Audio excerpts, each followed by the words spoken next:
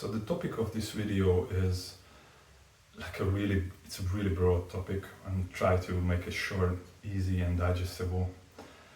Is just an approach that certain therapists, and then how these shiatsu, tuina or acupuncture therapists might approach their cultivation, self-cultivation, in a way that is beneficial for their treatments and also beneficial for their own path and their own health and their own, let's say, cultivation.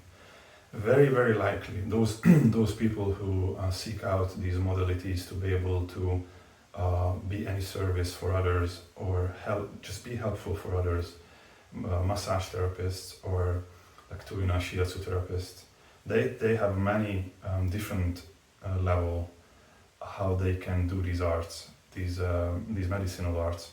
And then the introductory level always is the most confusing, and how you approach, how do you put together these puzzle pieces.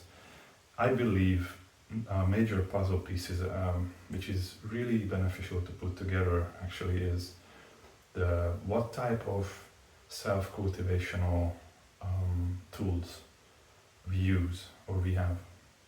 And it's obviously now that the information boom we have and the technology altogether, we have almost infinite amount of sources how we can approach self-development or self-cultivation or spiritual cultivation. What I can present here is mostly just how I understand and how I understood. As 10 years ago, when I started, maybe 11 years ago, I started with shiatsu. Very early on, I figured out, for me, it is not enough certain instructions that I heard. And when people talked about chi or tian and hara and areas on the body and listening and being aware and being in the body, being in the chi, and all these terms that most of us know. So it wasn't enough, as I understood it is not just intellectual understanding that we are after, but somehow an experimental understanding.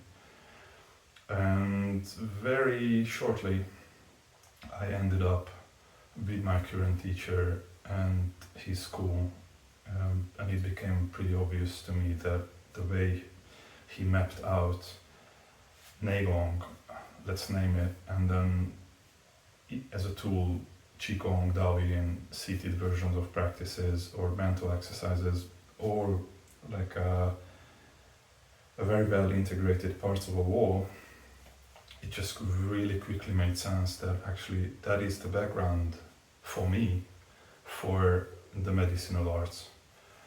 So for me to understand how to palpate a channel, how to understand what is the physical aspect of a channel, what is the energetic aspect of a channel, the most helpful it was actually to familiarize myself with his teachings, Gong, and then practice of Gong, which actually means that I use my workshop, my body and my energetics to understand and discover these terms, actually, what these terms, what is the background of these terms. So when somebody says chi, what they exactly mean by chi, and pretty quickly I realized this is dependent on the context a lot.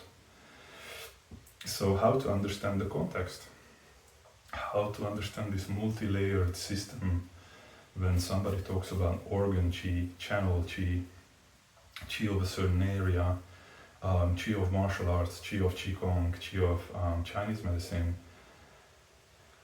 And then voila, 10 years gone and still studying Gong, and hopefully a little bit of understanding is there how to approach at least these terms and how to apply them in practice.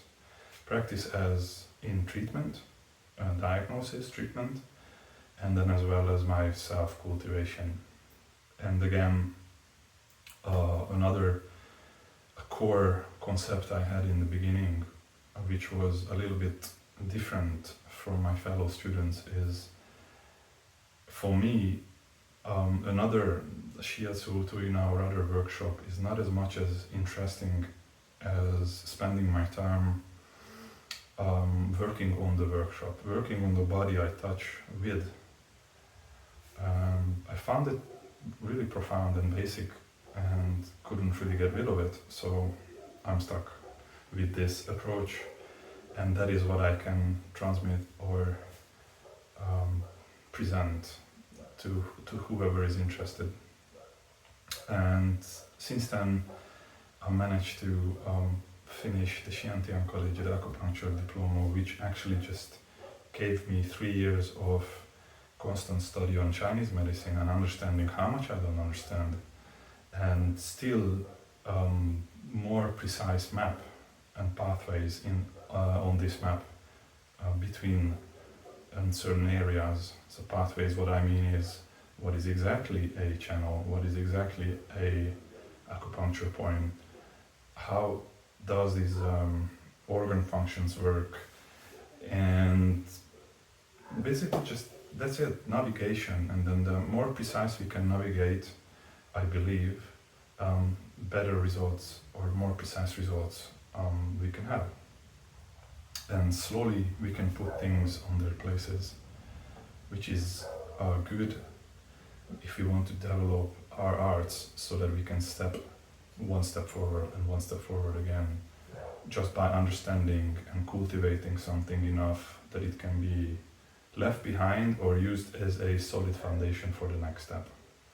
So that is the reason that actually what we will do in 2026 and opening up a new venue in Graz, not just foundational Qigong and Neigong courses we will have in Graz, but part of the time during the 3-day course I will introduce the bridge, at least how I understand the beginnings and the basics, how a shiatsu, tuina, acupuncture therapist could approach cultivation and bridge the gap between their cultivation and their treatments, and also introduce long-term visions or perspectives, learning from the mistakes of the previous generations and actually continuing the experimental knowledge of many generations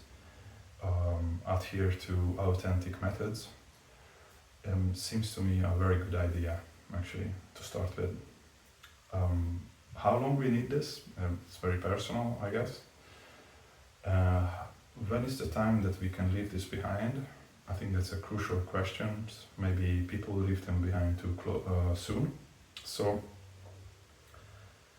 we will just explore, for example, in this new venue and next year in Graz in a few years, just a continuous link of events, and each time just presenting a tool, for example, a Qigong tool, for example, the 5 elements or the 5 phases or 5 pulses. And then the next year maybe Dao Yin, and then the next year again another aspect of the self-cultivation, and just really giving space and time for those therapists who are interested, how they can build up their understanding and their cultivation for the benefit of others and also the benefit of themselves. And which I mentioned, the multi-layered aspect is how you can understand the long-term effect on treating people, a long-term effect on using your own energy to help others. What does this circumstance means to you, how difficult it is sometimes, and how to manage all these effects that is going on between patient and therapist, and just simply the questions of just quickly burnout, long-term fatigue, or just managing your own energy actually. So what is the cause effect on how strong a treatment is or how weak a treatment is? What does it mean to talk about the pathogens, how we understand the pathogens in ourselves or in the client, and how we behave, what are the ethics of touch, or approaching another human being who is seeking out help, and how does it fit in the Neigong system, or how does Chinese medicine or shiatsu tuina fit in with the Neigong system. That is what you can expect. Just have a look on our website and see if you like this new concept, and always feel free to send us feedback or more questions. I hope that this video was any bit of a clarification on what is going on.